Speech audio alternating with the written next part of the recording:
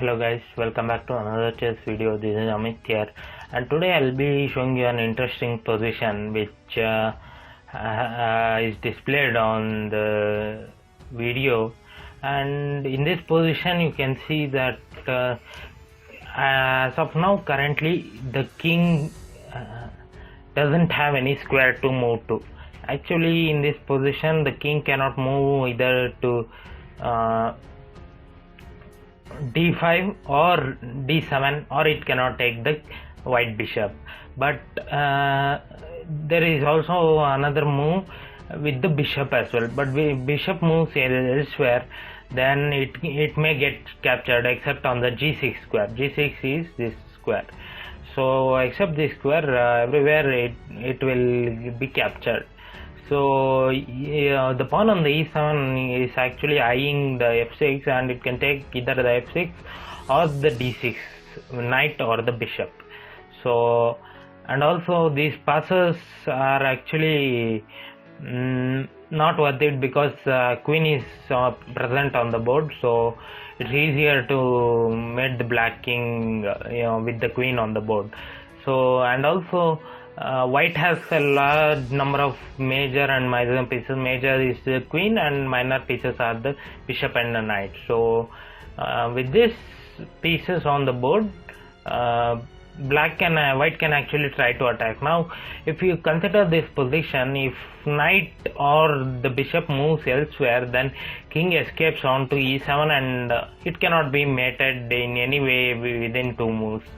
So the knight moves are not that much preferred here because it cannot mate the king in 2 moves. So moving on to the bishop moves, if this bishop moves anywhere, there may be a chance of mating, but it requires 3 moves. Now if c3 is played, then queen comes here, then bishop moves elsewhere, so it's also kind of not mating too. But looking overall at this game, you can see that the pawn on the f5 is actually can be pushed to f4, but the bishop on the h3 is blocking the pawn on the f5. So, and also if you consider this position,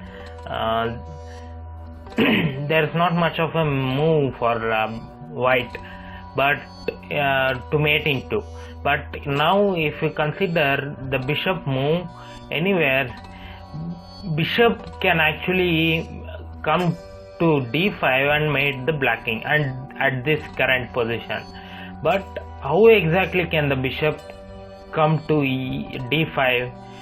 There is a lot of way. One is bishop can come to g2 and come to d5, but then if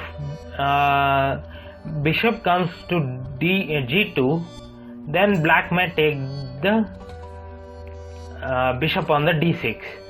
So if bishop on the d6 is taken, then it may seem like there is not much of an attack for white.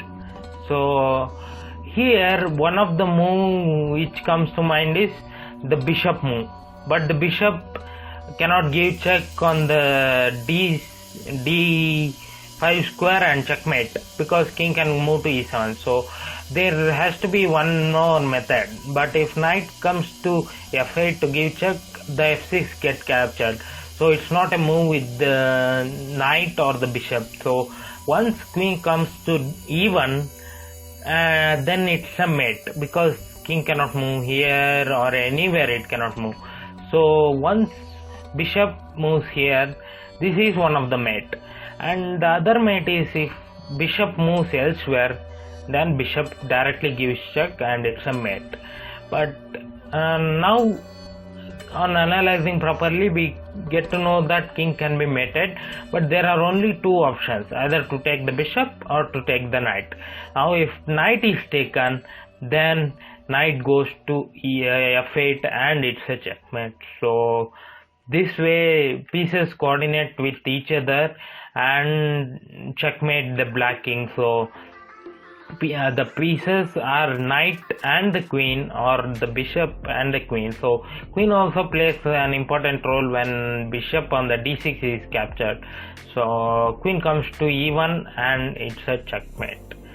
In the position when bishop is on g2, then bishop takes, and in this position queen plays a major role. Yeah, that's it for today. So hope you like this video, and today I'll be giving out another puzzle. Hope you solve it. If you solve it, please respond with your comments. Thank you all. Now I'll be giving out another puzzle. If you solve it, it's good learning for you. Thank you.